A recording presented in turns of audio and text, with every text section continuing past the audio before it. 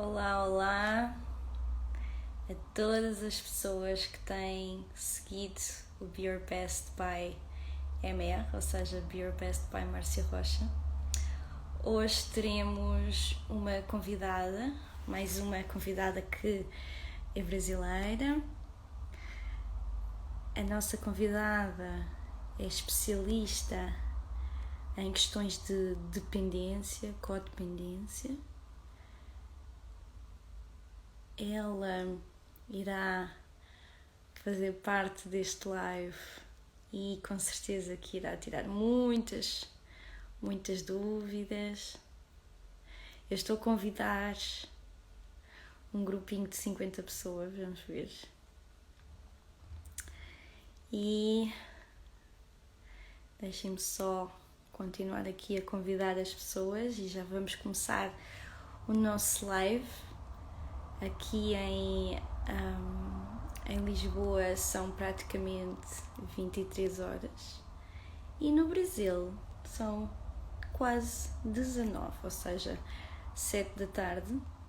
A nossa temática, a minha temática e da Dani é sobre a dificuldade que as pessoas têm em dizer não. E vamos lá ver se eu consigo terminar aqui de convidar as pessoas. Está quase. E vou já convidar a Dani para entrar neste live. Aqui vamos nós. A ver se consigo, então. Vamos aguardar. Olá, Bea. Olá, Miguel. Olá, Lino. Olá! Olá! Que linda! Tudo bem? Tudo!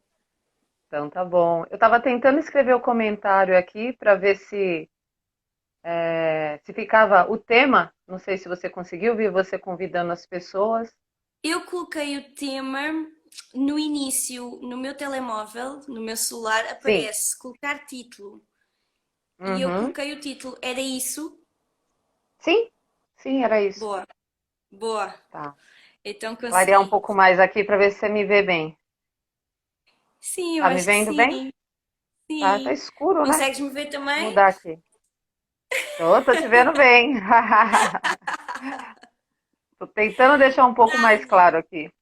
Tá sim. bom, vamos lá. Dani, obrigada por teres aceito este convite. Sim, Eu acho que neste momento de pandemia é muito bom criar laços fortes, até mesmo online, e termos sim. conversas, independentemente delas serem formais ou informais, desde que elas tenham informação e que possamos, de alguma maneira, entreter outras pessoas que estão em casa também e que não Sim. estão a ter aquele dia a dia comum e que tenham mais tempo também para assistir lives. Acho que Hum. é o ideal neste tempo. E então eu, como Márcia, fundadora da Be Your Best, decidi criar esta corrente de live extremamente informativa e educativa entre pessoas que eu acho que iriam trazer bom conteúdo para este momento. E Hum. convidei-te a ti porque realmente tu tens um perfil extremamente com o qual eu me identifico, independentemente de podermos ter princípios ou valores distintos ou diferentes, mas acho que a diversidade é que realmente é o que é muito bom nisso mesmo, não é? Uhum, uhum, Que chatice se fôssemos todas iguais e todos iguais e tivéssemos os mesmos princípios e pronto, e não criasse discussão sobre. Dani, uhum. eu queria que, além de começarmos o tema sobre a dificuldade, não é, das pessoas, que algumas pessoas têm em dizer não, que é praticamente a temática que vamos desenvolver aqui, um, eu queria que falasses um bocadinho sobre ti e que depois começássemos a fazer o desenvolvimento do tema. Pode ser? Ok, ok. Boa. Sobre mim, eu sou analista comportamental e especialista em compulsão. É isso que resume o meu trabalho, né? E a minha especialidade veio da codependência, porque eu fui esposa de dependente químico por 18 anos, e me vi codependente dentro desse quadro, mas descobri que a minha codependência não vinha deste quadro, ela vinha de antes. E por isso eu estava num relacionamento com um dependente químico, que não tem nenhum problema, enfim, o dependente químico. Não, a questão não é ele, sou eu. A questão é sempre nós, não o outro. Então, o que me levou à codependência de viver com um relacionamento desse foi uma dependência emocional, que é a mesma coisa. E por que que eu sou especialista em compulsão? Porque a compulsão ela só é o efeito da causa. E a causa é a codependência. E a codependência tem a ver com uma identidade, que é o que nós vamos falar sobre hoje, que é o tema que você sugeriu. Por isso eu Sim. trabalho na área de compulsão. Eu sugeri este tema e agora vou falar um bocadinho mais pessoalmente, porque eu reparei que até parte da minha adolescência e época quando era infantil, não é? Digamos assim, eu sentia que a minha mãe dizia muitas vezes sim a tudo. E de início eu sentia a minha mãe alguém que não que fosse extremamente empoderada dentro da relação que ela tinha com o meu pai. E até uma certa idade eu achava ela frágil e fraca. E nesse seguimento, por vezes isso me criava um pouco de raiva por achar que ela deveria de expor a opinião dela mais vezes, que ela deveria de... Isto são todos os meus pensamentos em relação à percepção que eu Uhum, tinha das situações. Que uhum, ela deveria de ter menos tendência a dizer sim a toda a situação que tivesse a ver até com a nossa família, porque os meus primos davam-se muito bem com a minha mãe, hoje em dia não estão tão bem, porque entretanto ela se revelou mais tarde, com todos os abusos que eu acho que ela sofreu ao longo da vida. Não sei se a rebelião dela, a revolta dela hoje em dia tenha sido feita da maneira mais correta, porque hoje em dia uhum, ela não diz sim, ela diz sempre não. Ou ela tem sempre uma postura extremamente defensiva uhum, em relação à novidade ou em relação a assuntos que ela estranha ou que ela não quer dizer sim. uhum. Eu sinto que eu até aqui apontei algumas coisas que eu queria dizer e eu sinto que ela acabou por negligenciar algumas das prioridades dela. E isso, os meus pais, em relação a mim, como mulher, sempre evitaram isso. Nomeadamente a minha mãe sempre evitou que eu dissesse que eu fosse frágil, digamos assim. Sim. Ou Uhum, seja, essa negligência das prioridades dela leva-me a crer que tenha também sido uma imposição cultural e tradicional e uhum, não parte do comportamento intrínseco dela que vem da sua identidade, da sua uhum, essência, mas sim um comportamento aprendido. uhum, Depois, eu creio que a maior parte das pessoas da família se acostumaram a que ela dissesse sempre sim a tudo. uhum, E então ela habituou aquelas pessoas, ou aquelas pessoas se habituaram, a que ela uhum, fosse sempre passiva e dissesse sempre que sim. uhum. E isso também me incomodou muito, porque depois, Vou quando anotar ela se uma coisa aqui, revelou, tá? sim, porque depois, quando ela se revelou, as pessoas viraram-se contra ela. E isso Uhum, incomodou-me profundamente, que eu percebo que ela possa ter uma personalidade extremamente forte, e sempre teve, uhum, mas ainda que naquela fase um pouco passiva, mas ela sempre foi muito histriónica, muito social, sempre foi vista como alguém muito simpática. Pois. E eu também sentia que ela tinha muito medo de magoar as outras pessoas. E ela hoje uhum, em dia não tem medo de magoar ninguém. Ela diz as uhum. coisas assim, bum, e não pensa.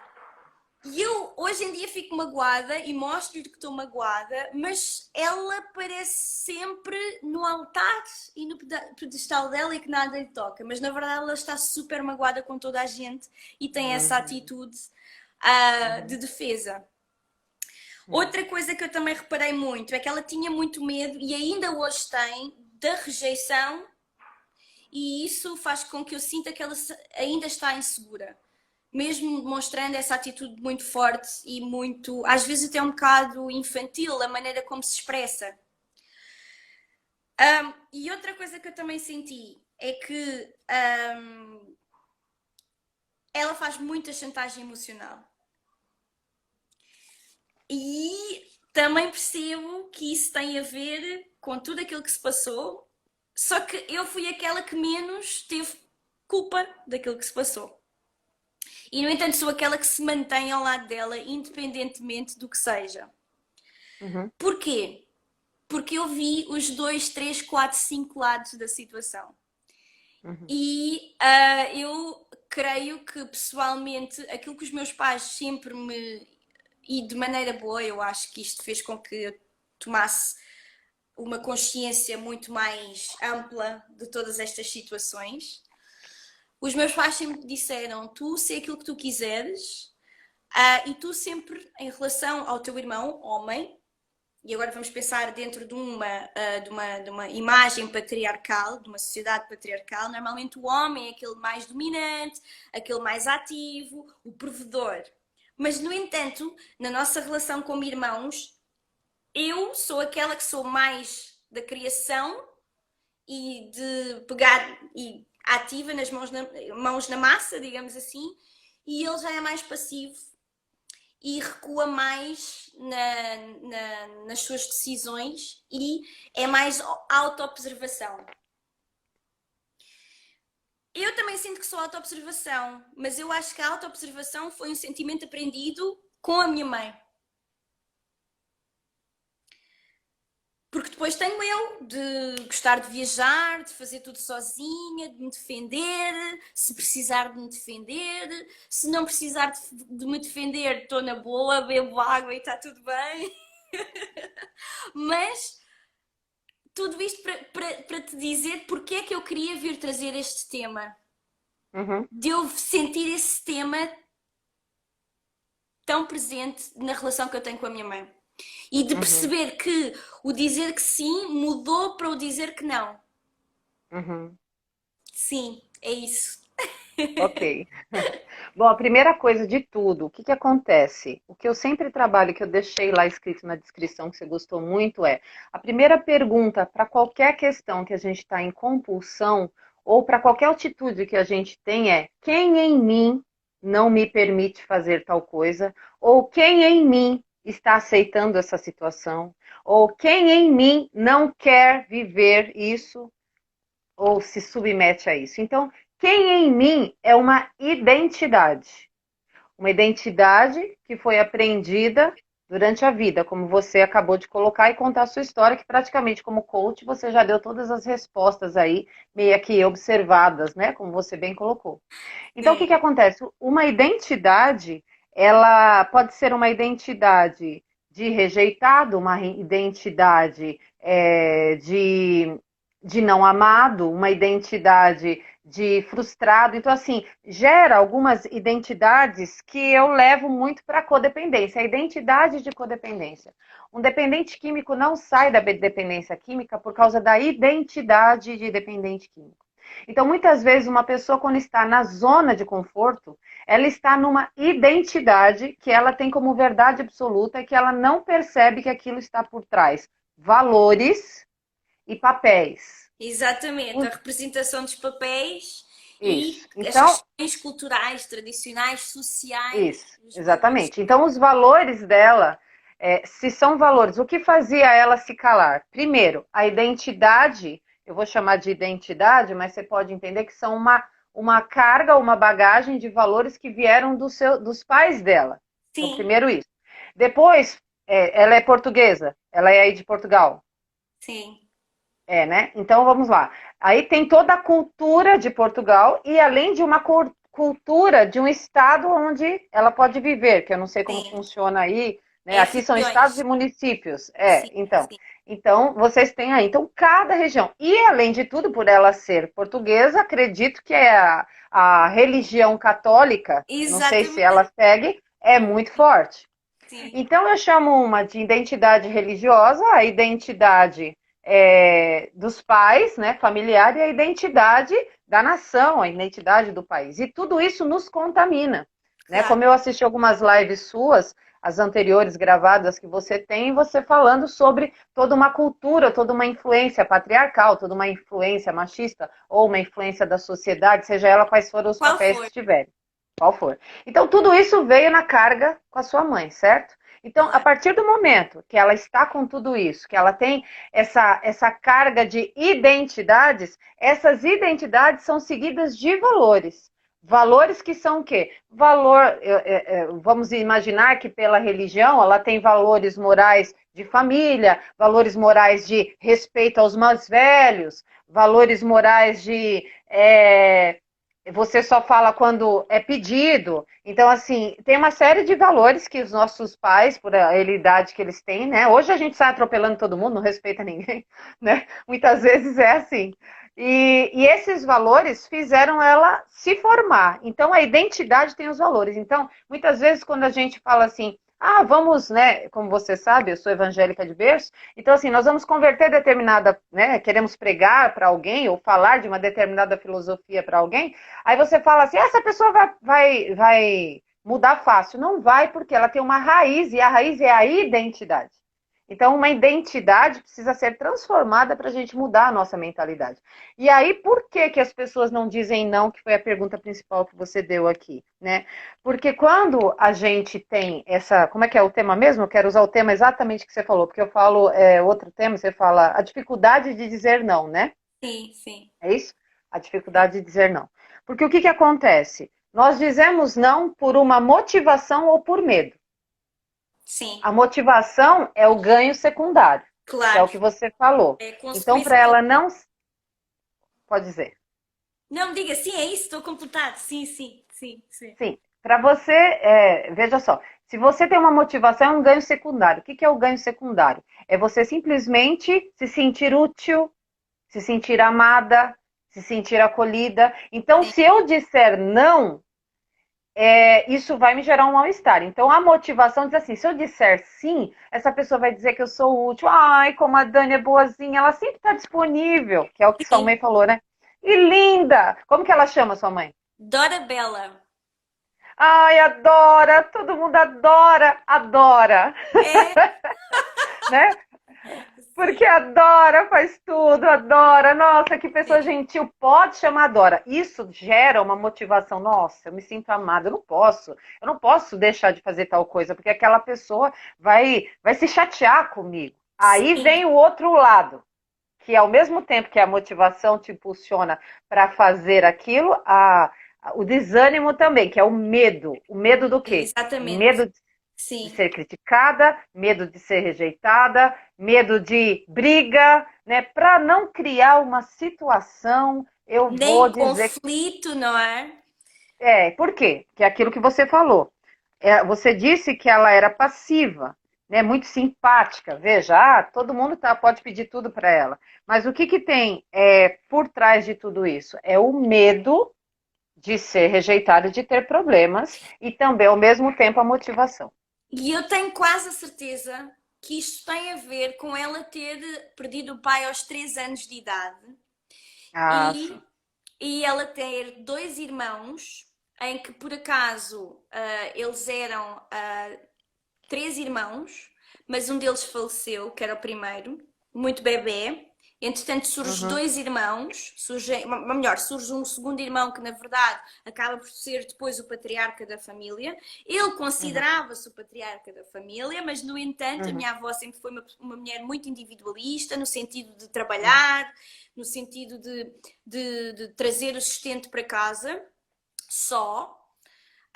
e tinha um bom emprego até certa fase da vida dela e sempre foi funcionária pública, então sempre teve os apoios do governo, ao fim e ao cabo. E a minha avó nunca se chegou a casar, mas a minha mãe perdeu o pai aos 3 anos. Então eu creio que existe uma dependência muito grande, uma Uhum, necessidade muito grande dela ter uma figura paternal que uhum, depois, mais tarde, deixa de ter uma importância paternal, mas passa a ter uma importância de quê? uhum, De amor, necessidade constante de amor. E uhum, necessidade constante de atenção pelo amor, ou pelo carinho, uhum, ou pelo uhum, afeto. Porquê? Porque depois uhum, a minha avó também não tinha tanto tempo para cuidar dela, e além de não ter tanto tempo uhum, para cuidar dela, porque estava fora, uhum, também nunca foi uma pessoa muito amorosa ou carinhosa. Então eu uhum. sinto essa dependência e esse vazio da parte dela. Então tem duas situações, deixa eu entender. Sua mãe não é tão carinhosa, ela não é tão entregue, é isso? A minha mãe a minha avó é que não é. Tá. Então tá, porque aí no caso. Mas a minha mãe sente a necessidade Uhum, de receber atenção por parte dos sim. outros. E há uma coisa também muito forte nela que é quando ela está mal ou sente-se chateada, ela acaba por ser muito inconveniente porque ela acha que tu não podes ter uma opinião diferente da dela, ou tu estás Uhum. contra ela, ou tu estás com ela. Você falou que ela faz chantagem também, é um puro vitimismo nessa história, né? É muito vitimista. Muito, assim, uma coisa. Então, porque ela quer essa necessidade de aceitação? Porque tudo começa na nossa relação primária, né? A Sim, relação pai e mãe. Então, sim. ela perde o pai aos 13 anos, né? Três. E aí, ela, Aos três. 3, entendi, aos 13, Sim, aos ela 3 não anos. tem uma presença E paterna, os digamos assim. irmãos, ela cuidou, ela ajudou a sua avó a cuidar, porque a sua avó trabalhava e ela que cuidava dos irmãos, não? Não, eles foram-se cuidando com os tios, os primos e com a minha avó, Ah, tá. obviamente, porque viviam todos mais ou menos no mesmo bairro, então ajudavam-se todos uns aos outros. Sim, Uhum, ela nunca, pronto, ela nunca ficou sozinha, digamos assim, ela tinha sempre uhum, alguém que estivesse com ela. uhum. Uhum. Sim, Então, e aí toda essa situação que você mencionou a respeito dessa necessidade de atenção dela, tudo, na verdade você já contou o resumo da ópera, né? Porque toda essa relação, essa necessidade de estar com a sua mãe, a necessidade de estar com a mãe dela, na verdade, com a mãe dela, de estar tendo essa atenção, agora ela desfoca e joga para os outros. Aí onde é que entra a codependência, né? Porque assim, aquele que nos nega amor é aquele que a gente deseja. Então veja só, ela tem uma necessidade do amor da mãe. E o amor da mãe, quando nós somos bebê, é o mundo para nós. Né? O sim. leite materno, aquele é o nosso mundo. E aí a gente, quando não tem o nosso mundo, quando não tem o leite, a criança começa a chorar, começa a berrar, começa a espernear, porque é aquilo que ela quer. E aí ela começa a crescer, e se a criança tem uma educação, assim, não tem esses problemas afetivos dentro de um relacionamento, presença de pai, que a gente chama de família desestruturada, né? Desequilibrada de alguma maneira. Então, o que, que acontece? Simplesmente ela vai buscar isso no decorrer da vida dela. Então, ela vai crescendo 4, 5, 6. Se a mãe tá legal com o pai, ela começa e abraça ela, acolhe ela começa a entender, bom, eu não posso ficar birrenta, porque eu tenho a minha mãe que me dá amor, eu tenho a proteção, eu não preciso ficar nessa necessidade. Só que aí aos 3 anos o pai se ausenta, e aí já tem um baque. A força de proteção masculina se ausenta. E aí entra a mãe que tem que ser um pai e uma mãe ao mesmo tempo, tendo que trabalhar e talvez não estando tão presente. Aí começa a gerar a sensação de insegurança, a sensação de ninguém me ama, a sensação de por que eu tenho que fazer as coisas por mim mesmo, e aí a pessoa vai começando a entrar nela a codependência. E aí, com isso, qual é o fator? A compulsão. Então, alguns vão para as drogas, alguns vão para a comida, pessoas que comem muito e ficam obesas. A maioria das pessoas hoje, quando eu olho para alguém que está acima do peso e até vai para bariátrica, eu olho e falo, meu Deus, que história que tem ali por trás. Que dificuldade que tem ali por trás. Então, tudo isso é muito ruim, porque a pessoa se tornou um compulsivo. ela está compulsiva na comida para suprir isso. E os outros vão para jogos ou vão para prostituição, né, no sentido de na compulsão, não é na prostituição, e sim no querer o desejo, matar o desejo através do sexo. Mas aí ele se torna compulsivo e não um sexo aproveitado, como você Saudável. conhece o Sim, sexo, saudável. sexo tântrico, onde a Sim. gente está presente, onde você está vivendo aquilo ali. Então é um outro nível de compulsão.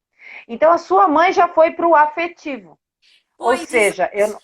E deixa-me só ressalvar aqui, porque eu acho que algumas pessoas vão concordar com aquilo que eu vou dizer. E temos que contextualizar em que tempo em que ela vive a sua infância e em que tempo ela vive a sua adolescência, não é? Porque assim, hoje em dia, as famílias destruturadas, o que é uma família? Hoje em dia já podemos questionar, não é? Já podemos pôr em Sim, conta que claro, existem claro. vários tipos de família. E as Uhum, crianças que nascem nesses vários tipos de família do hoje, a contextualização é outra. Logo, as necessidades podem ser outras e as consequências da falta de afeto ou o início da. As razões podem ser outras e as consequências podem ser outras. Então, também é importante contextualizar e perceber em que época é que isto aconteceu, não é? Porque os valores depois vão influenciar muito essas necessidades que nós temos, não é? Ao uhum, longo da nossa infância e do nosso uhum. desenvolvimento, não é? Da nossa Sim. identidade, sim. Sim, Travou? Você está me ouvindo? sim, estou a ouvir, sim. Tá. Para mim deu uma travadinha, eu já esperei. Mas vamos entender o seguinte, que aí tem um outro lado que você que conhece bem esse lado, você vai poder concordar comigo. O lado feminino e masculino que nós temos. Nosso comportamento feminino e masculino dentro de nós mesmos, que é vamos usar esse termo, a energia masculina e feminina dentro de nós.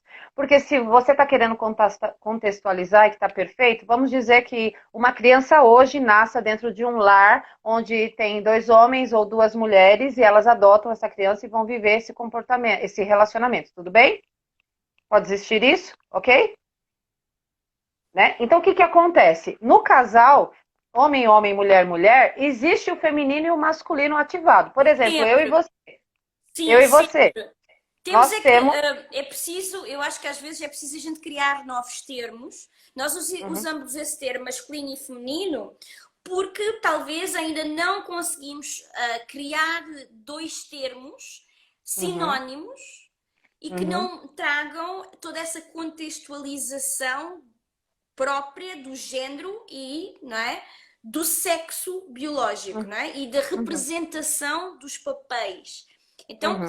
eu concordo plenamente com aquilo que tu estás a dizer e percebo perfeitamente, mas também acho que é preciso criar dois conceitos que possam ser sinónimos, como por exemplo, antigamente dizia-se sexo, não é? E hoje em dia já se utiliza mais o termo género para se explicar a questão da autodefinição, não é? Porque, Uhum, ao fim e ao cabo, o sexo como identidade uhum, sexual, não é? uhum, É uma coisa que se uhum, dá e que se denomina à nascença. Mas depois, claro, tem que se uhum, perceber que hoje em dia existe o género e o género é uma coisa de autodefinição. uhum, Então, antigamente eles de facto eram sinónimos. Quando estava-se na transição teórica, hoje em dia eles uhum. já se começam a distanciar. E então é importante também ter em conta isto. Quando se diz a energia masculina e a energia feminina, claro, não é? Há pessoas que ainda baralham um bocadinho e pensam que é o homem e mulher, mas não, estamos a falar de coisas que, com o tempo, com a evolução da gramática e da própria epistemologia das palavras, não é? Uhum, Se uhum. vai criar outro conceito, outros Sim, para conceitos. deixar claro, eu vou explicar então o que você está falando, é que é assim, a energia masculina é aquela energia de embate, aquela energia de desafio, de posicionamento, de liderança, de avançar, que nós, quando estamos na nossa vida profissional, de empreendedorismo, qualquer coisa assim, nós mulheres estamos nesse comportamento, né, de ir para cima. Então é aquela coisa do desbravamento, que é esta tal energia masculina. E as mulheres, a energia feminina, seria de receptividade, de acalanto, de maternidade, de emoções, de sentir o mundo. entende? Que é diferente do homem racional e tal. Então eu só quis dizer isso para quê? Para que eu falei isso? Porque quando você falou que dependia do contexto, então veja só, se a pessoa está sendo acompanhada hoje por dois homem, homem, mulher, mulher, e ela tem uma energia mais forte de um lado ou de outro, essa criança também vai sofrer as mesmas situações, as mesmas necessidades. Por quê? Porque ela precisa desse acalanto, seja ele quem for dado. E ela precisa da força de arranque do pai, seja ele quem for, homem, homem, mulher, mulher, não importa. Mas aí, onde eu quero chegar, né, com tudo isso, é que se a sua mãe, ou se pessoas como a sua mãe, vem vindo disso, até uma moça está aqui perguntando, como suprir isso, como sair disso? A revelação sobre si mesmo. Então, como que a gente tem que fazer? O nome dela é Dani, né, Dani? Dani. Dani também, minha xará. Então, vamos lá. Como que sai disso? Primeira coisa, você precisa entender a sua identidade. Quem em mim está nessa situação? Alguém que está com medo? Está com medo ou está motivado? Então, Uhum. muitas vezes, nós temos que olhar os nossos valores, ver o que é importante para nós, ver as identidades que estão por trás de nós e tirar essas identidades. Então, tirar a identidade. Às vezes, muitas vezes, a gente pertence a uma religião e a gente não faz determinada coisa, não é porque a gente não quer fazer, é porque a religião está impondo um pensamento ou uma ideologia e você, às vezes, aquilo nem faz mais sentido, mas por causa da comunidade que você vive e como você não quer ser rejeitada por essa comunidade, ou você quer ser pertencer a essa comunidade, você se submete a esse pensamento. E Sim. aí, digamos, essa pessoa, a Dani, que está perguntando, então, quais são as identidades que a Dani tem por trás dela? As identidades dos pais, que faz ser permissiva e omissa em determinadas situações, né? A zona de conforto, né? Ah, tá bom assim, eu tô acostumada a ir desse jeito, e sair da zona de conforto é um porre, você ter que se desligar das suas raízes, e eu passei por isso. Esse ano eu tive um ano sabático, de tentar sair das minhas raízes de algumas coisas, são princípios que eu tenho, mas algumas raízes que não fazem mais sentido para mim, né? De família, algumas ideologias. Então, assim, se desprender disso é muito ruim, viu, Dani?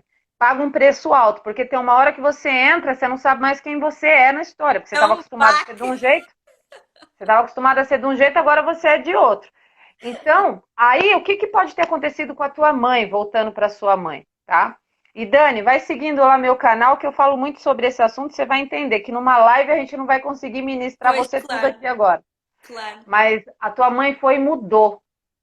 Uhum. Provavelmente ela mudou porque ela viu que os sims que ela estava dando, ou os não que ela deixou de dar, não estava trazendo mais nenhum benefício para ela. Sim, Lembra dos ganhos secundários? sim, sim. Parou. Já não faz mais sentido por alguma questão que se eu fosse sentar com ela, ela iria me dizer, ó, E já não eu faz. tenho, e eu tenho perfeita noção de quando é que isso foi. Quando eu fui É. para a universidade, a minha mãe teve uma fase muito complicada. Ela ligava-me todos os dias, ao ponto que eu tive que pedir ao meu pai para ela parar de me ligar. Hum. E eu senti que ela estava com receio de me perder. E então, realmente, eu sou uma pessoa que de vez em quando dá assim uns desaparecimentos. Eu saio, não Sei. ligo muito, eu não sou muito de ligar, mandar mensagem. Nunca fui muito de Codependência zero, você, né? zero. Zero. Independência total. E então ela ligava-me, por exemplo, às vezes acontece de eu estar, por exemplo, no meio da Ásia e de repente isto aconteceu. O ano passado eu estava em Guam, numa ilha no meio do Pacífico, e no momento em que eu liguei para os meus pais, primeiro para o meu pai, depois para a minha mãe, foi quando eu estava no meio de uma tempestade, de um furacão. Foi só Aí você nesse. lembrou que tinha pai e mãe, né? Aí você lembrou. Aí você lembrou. Mas a minha Sei. mensagem foi: olha, está tudo bem, pelo menos por agora, mas eu só queria dizer que eu estou no meio de uma tempestade tropical, a primeira da minha vida, porque estou no meio de um Vai que furacão. eu não saio dela, né? Se eu não sei bem dela, é só para vocês saberem onde é que eu estou. E achei cómico porque eu chorei nessa chamada, porque eu estava mesmo na merda. Certo, certo. Estava. Entendi. Mas pronto, e eu estava a dizer, então foi durante a faculdade, entretanto os meus pais também se separam, Uhum. e ela tinha um restaurante e ela exigiu que eu, o meu irmão, o meu pai, trabalhassem para ela. Uhum. E nós começámos assim a dizer que não. Porque, quer dizer, eu estava no colegial na época, 12º ano, aqui em Portugal, que se chama-se Liceu, e quer dizer, eu saía da aula e ainda tinha que ir limpar pratos ou fazer pedidos às mesas, receber pedidos. E eu, pá, teve uma fase que eu percebi, só percebi isso mais tarde, que eu cheguei a um ponto que eu estava a ficar depressiva, porque eu não queria fazer aquilo. E eu ficava depressiva, eu comecei a sentir sintomas de depressão como? Eu lembro-me de a minha mãe ter o carro por trás do restaurante e eu dava-me baques de sono. Eu tinha Uhum. sono. E eu ia, adormecia. Quando acordava, a sensação era que tudo à minha volta estava muito rápido. E depois eu voltava de mim. E pronto. E normalmente passava muito tempo já passava 1 hora da hora do almoço ou da hora de jantar, enfim. E então o que é que eu fiz de autopreservação nessa época? Pedi à minha mãe se podia ir para casa mais cedo. Pronto, e ficava em casa. E então eu passei Uhum. durante muito tempo, desses 3 anos, sozinha em casa, a estudar, a ver televisão, a fazer fosse o que fosse. E sempre fui muito independente nesse sentido, de não precisar ter ninguém à minha volta. E eu lembro-me que foi nessa época que ela começou a ficar assim mais estressada por dizermos que não queríamos ajudar no restaurante, porque ao fim e ao cabo ela também não nos tinha perguntado se nós queríamos que ela tivesse um restaurante ou não, e se ela não nos perguntou se queríamos fazer parte do restaurante ou não. E eu nunca gostei. Nunca gostei, porque foi o primeiro contacto que eu tive com o machismo, assim Sei. direcionado ao meu corpo, porque muitos dos homens a quem eu tinha que ir fazer o registro dos pedidos, eles eram engraçadinhos, digamos assim, e mal Uhum. educados.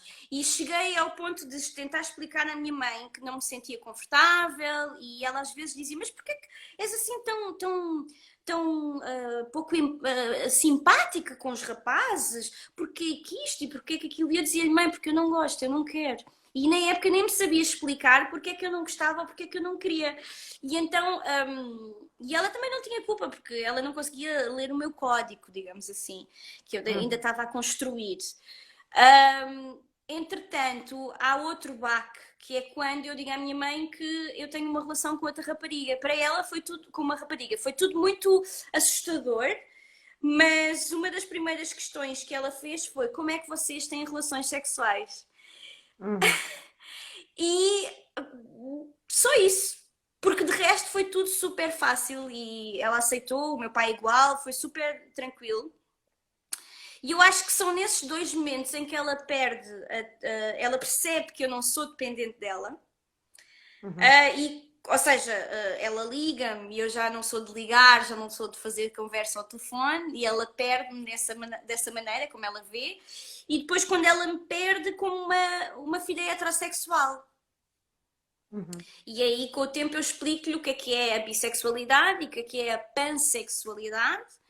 E ela começa a perceber e tudo começa a fazer mais sentido para ela também. Uhum. Hoje em dia, eu e ela temos uma relação muito mais saudável do que tínhamos. Mas ainda assim eu não ligo muito, não mando muitas mensagens, mas hoje em dia ela já não me cobra. E isso é muito saudável, talvez porque eu tenha conseguido ter uma boa comunicação com ela ou porque ela foi mudando e também foi percebendo que eu já não tenho 16 anos, né? Eu tenho 32, então a vida é outra, não é? Mas ela continua dizendo não? Comigo, não, mas com as outras pessoas, sim. É engraçado. Comigo, eu peço-lhe as coisas, ela, imaginemos, mãe, preciso que venhas cá a Lisboa porque estou a fazer mudanças e quero levar as minhas mobílias para outra casa. Ela evita, ela não quer ajudar, ela diz que tem outras coisas Uhum. para fazer, enfim, Uhum. e eu creio que ela evita, que é para não se envolver muito, porque eu tenho a certeza que ela depois começa com essa codependência mais uma vez. Então Uhum. eu não entro em conflito com ela, eu percebo, eu não digo, mas não vens porquê? Se E fosse com eu, os outros, com as outras pessoas, ela continua a síndrome da boazinha. com as outras pessoas não. Ela fica com as da família, ela ela evita muitas pessoas da família, já não tem a síndrome da boazinha, não. Não. Sim. Comigo é diferente, ela já não diz o não, ela evita. porque ou seja, são nãos diferentes. Sim, eu sei. É isso, é por isso. E Entendo. então eu não entrei em conflito, porque antigamente eu entrava em conflito. Eu dizia, porque tu dás mais atenção ao meu irmão, porque. Sim, isso é outra história também, um dia que também se explica melhor. Então, então segura aí um pouco, dona Faladeira, que a senhora fala demais. Deixa eu te perguntar uma coisa. É, essa tua fuga de casa também é uma codependência ao inverso, né? Talvez por um medo de perder e tudo mais, né? Então criou uma resistência e segue. Pode ser, né? Resistência, sim. Resistência. É Eu não te totalmente conheço, resistência mas eu assumida. conheço alguns casos, né? Conheço Resistência alguns casos. assumida. E sem problema em dizer. Ah, bom. Sim, E a sim. tua mãe agora pegou esse teu DNA, entendeu? Agora ela despertou, não sei que idade ela tem, mas ela deu uma despertada agora. Então ela 73. evita também, porque já sofreu tanto em se dedicar e não ter esse ganho secundário, né, da motivação, e o medo de perder, porque perdeu muito, deve ter perdido de qualquer Deu forma, quer muito, dizer, fazer. mas também tem, é isso que eu vejo nela. Ela não é uma pessoa positiva. Ela é muito do fatídica. Ela faz-me lembrar assim o número 4 no Enneagrama de líderes. Ou tudo ou nada. Ou o Sei, sei, céu sei, sei. Então, porque ela ou tá o no, mas aí inferno. por que que ela tá no negativo? Porque ela se frustrou. A Total. frustração te deixa no negativo. Então, assim, Muito frustrante. fazer tudo não adianta nada. Sempre que eu faço alguma coisa, parece que eu não tenho em troca. Então, tudo que eu faço não dá certo. Então, vai por aí. E aí, nessa tua fuga aí, que você foi pro outro lado, porque eu conheço codependente assim, viu? Porque tem uma, eu não sei se aí tem em Portugal, mas aqui no Brasil tem algumas irmandades chamada Amor Exigente, outra chama MADA, Mulheres que Amam Demais. Existe o CODA, que são os codependentes anônimos. E aí, esse codependente, eles falam que são codaço. Codaço, sou codaço, né? E aí, essa de ser codaço demais, eu dizia assim pro meu ex-marido, né? Eu dizia assim, eu mato, mas não largo, entendeu? E aí, numa dessas, uma delas lá falou assim, eu quando pisa na bola comigo, eu enterro. Eu não quero mais nem saber da pessoa. Mas sabe por quê? Porque eu gosto demais, e aí como eu vou perder? Então eu prefiro enterrar, porque eu não quero perder, entendeu? Então assim, ó, eu já enterro de vez, pra mim morreu, porque se eu perder a segunda vez, eu que morro. Então é o inverso, eu não sabia, porque a codependência que eu conheço é de agarrar e não perder por nada, né? Mas existe também aqueles que se calam. Então eu não sei se você está nesse esquadrão tô fora, entendeu? Na adolescência ou na infância teve ausência de alguém, do pai e da mãe, e por isso preferiu não sofrer essa situação. Não, eu por E acaso seu... tive os dois sempre muito presentes. Eu acho que o que Ah, tá. aconteceu foi que,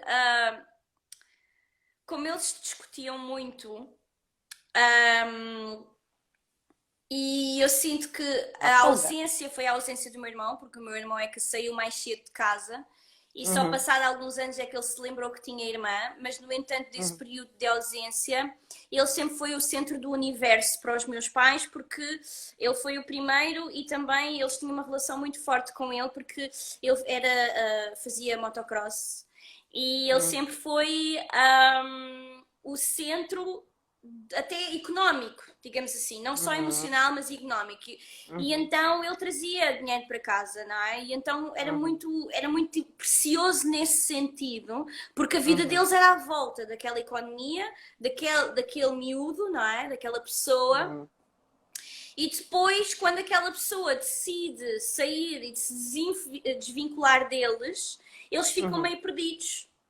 uhum. E em vez de me apoiarem e me darem atenção, eles separam-se. É, Pronto. E eu saio de casa porquê? Porque desde o início eu sempre fui muito independente, eles sempre me ensinaram a ser muito independente e sempre se esforçaram para isso também, porque também eu sempre fui muito mais prática e muito mais rápida de raciocínio. Pronto, tenho essa sorte. E então acho que eles olhavam para mim e pensavam: esta vai se safar.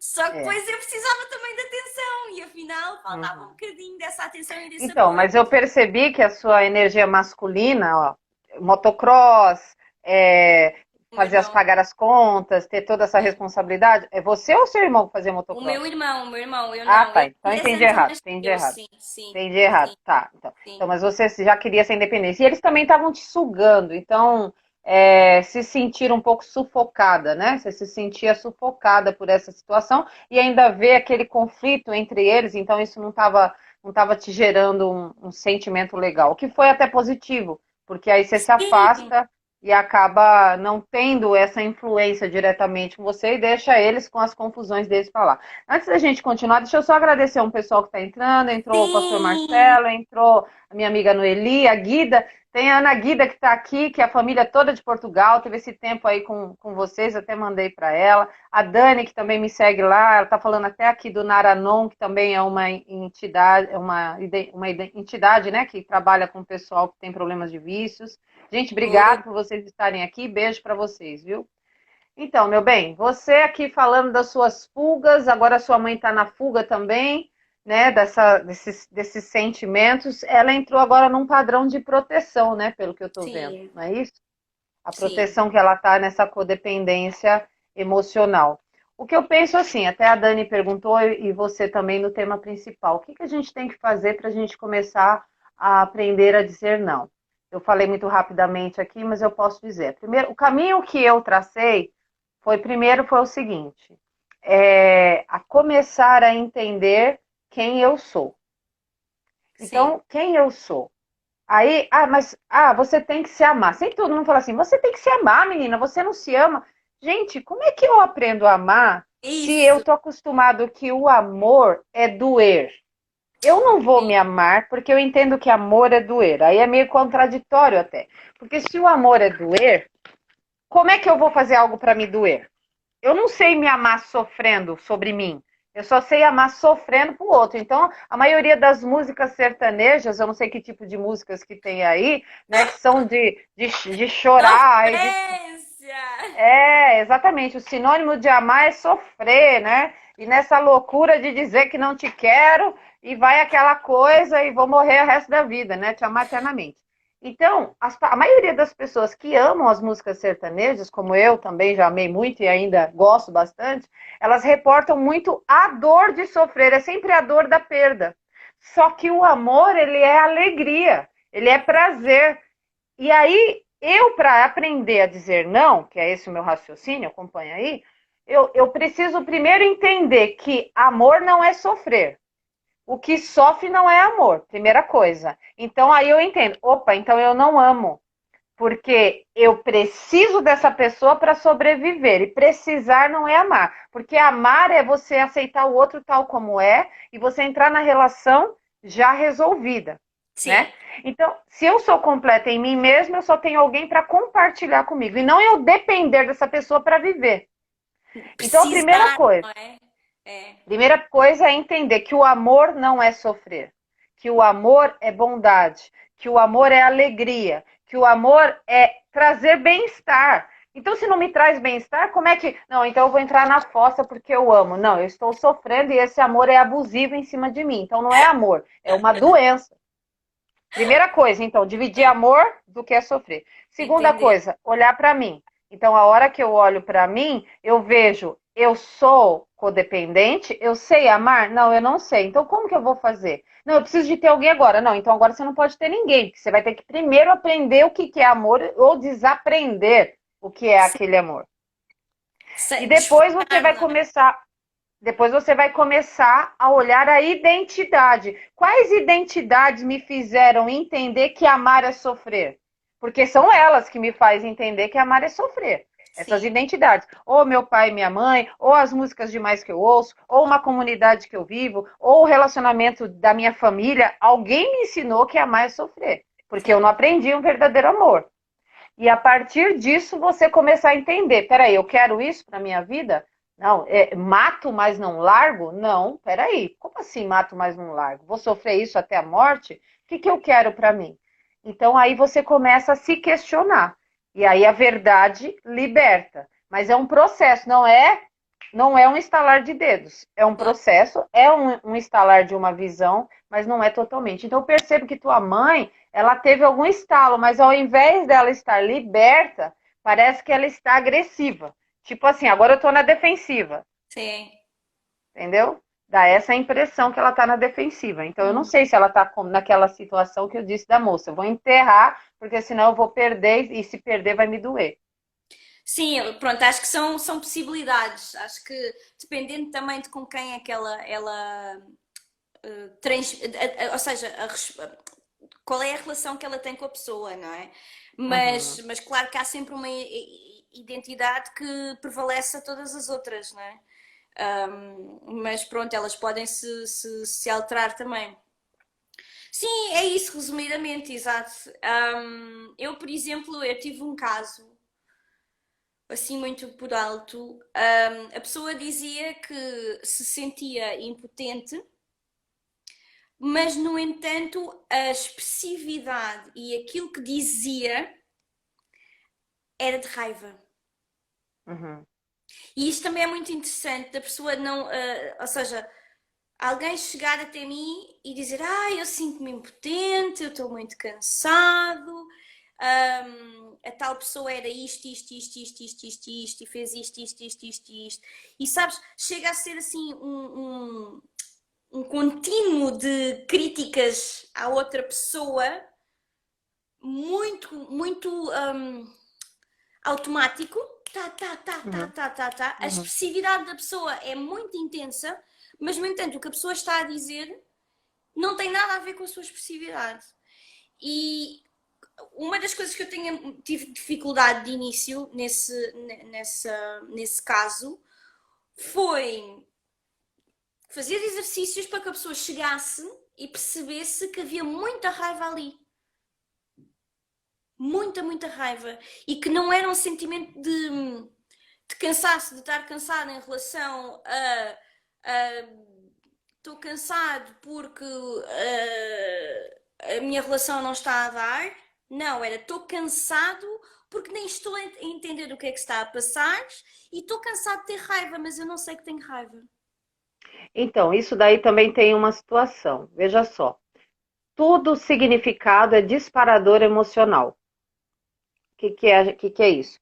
A Sim. gente olha para uma imagem que a gente construiu no passado, essa imagem lá atrás diz para mim o que eu vejo nessa pessoa ou nesse significado. Então, eu Sim, bato o olho e isso significado é disparador emocional. sim. Então, o que essa pessoa está trazendo de imagem que ela está reproduzindo no outro, ou o que essa pessoa está produzindo nela? Então, há Exato, é isso mesmo. Sim. um significado que dispara o emocional. E aí Total. ela reage, Sim. né? E E aí dentro, é muito complicado desculpa. fazer com que a pessoa desfoque desse sentimento. É Então, uma coisa, não, para mim, eu acho.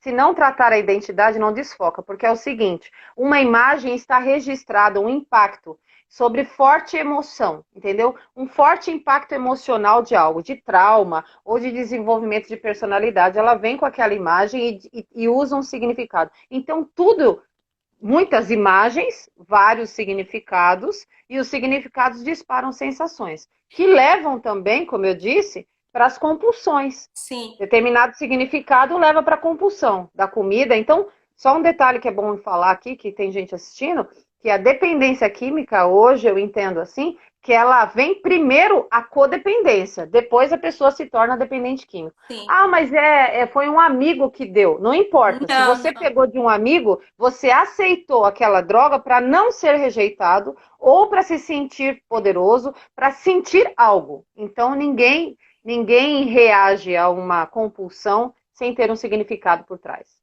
Em relação à experiência com drogas, eu gostava também de fazer aqui uma ressalva que é, eu já experimentei MDMA, eu já experimentei cocaína, eu já experimentei maconha e há algo que algumas pessoas me perguntam e eu nunca tive problema nenhum em partilhar isso, que é Uhum, porquê é que o fizeste? E eu fiz porque quis experimentar, quis uhum, saber a experiência, quis vivenciar. Uhum, Foi das experiências mais lindas da minha vida, de perceber as outras possibilidades do meu eu consciente e inconsciente ou intermédio. uhum, Todas as minhas trips tiveram uma análise durante e depois, só que nem todas as pessoas têm essa capacidade. E nem todas as uhum. pessoas também têm a capacidade de deixar de tomar. E nem todas têm a capacidade também de perceber que pode ser só um experimento. Há pessoas que experimentam e vão com essa intenção de é só experimentar e não vai acontecer mais nada e vai ser uma vivência como outra qualquer. Mas há Uhum. outras que vão com essa intenção, só que depois não conseguem parar. Tá, eu vou te explicar algumas situações dentro disso. Primeira coisa, tudo bem, você foi para experimentar. Como é que há o vício? O vício vem aonde? Você sabe, ele é liberado, a dopamina é liberada e a nossa mente encharca de dopamina em determinado ponto ali, a pessoa vicia naquilo. Então, o vício não necessariamente é na droga, ele vai viciar em alguma outra necessidade. Sim, Então, a droga, ela libera um tipo a gente até usa assim um termo que ela é liberado 100 vezes mais do que a dopamina normal do prazer ou da comida, de qualquer coisa mais. Ela rompe o sistema de recompensa, que nada mais é do que um registro de memória, sim. tá? E o registro de memória funciona para todo. Para você, como você estava suprida em algumas áreas da sua vida, talvez quimicamente ou bioquimicamente falando no seu corpo, porque só o médico poderia, eu não sou perita nessa Claro, área, mas neurologista, analisando sim, sim, sim, psicologicamente e olhando os neurotransmissores e tudo mais, você não se viu na necessidade dessa droga. Mas venha, me diga uma coisa, você tem domínio sobre todas as coisas? Comida, a libido, tá tudo sim. certo? Você não tem compulsão em nenhuma área da vida? Talvez a minha compulsão é gostar de dormir. Ah, não, isso aí é GABA, aí não tem nada a ver com a dopamina. Adoro dormir. Sou uma pessoa que gosta de dormir, sei lá, 8 horas por dia, mas tenho que as dormir. Sim, sim. Não, 8, não, isso aí acho que não entra na lista, não. Não, Mas, não tenho compulsão nenhuma. Olha, em relação à comida, a única compulsão que eu possa ter é, obviamente, durante a tensão pré-menstrual.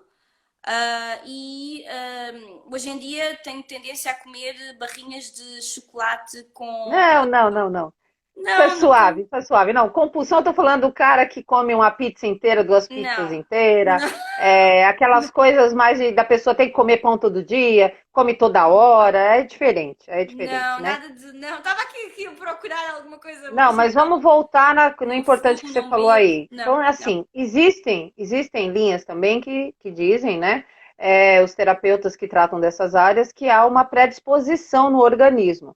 Mas essa predisposição tem muito a ver com a liberação da dopamina e com a necessidade. Veja só, se ela está te liberando um prazer muito excelente, você está lá com uma necessidade ou uma curiosidade, você foi na curiosidade, mas se você tivesse uma necessidade muito grande por trás e você não tem essa satisfação em você mesma, é óbvio que você vai sentir muito prazer.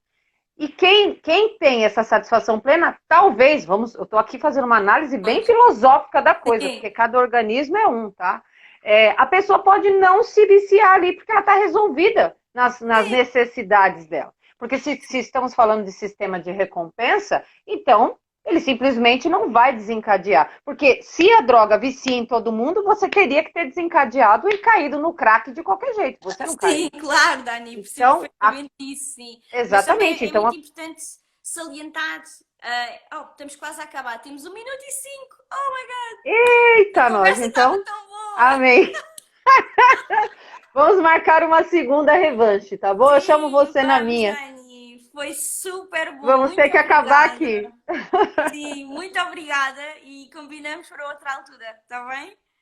Tá bom, Sim, querida. Muito obrigada pelo seu obrigada. convite. Foi um prazer te conhecer e a gente vai se falando, né? Agradeço a todos que entraram aí. A Beijo para todos, sim. vocês. Pessoal que entrou aí pela Márcia, os que entraram por mim, beijo para vocês, obrigada. E aí baixa que eu quero salvar também lá no meu canal, tá bom? Vou passar para Obrigada, ti. querida. Vá, beijinhos. Um abraço, tchau.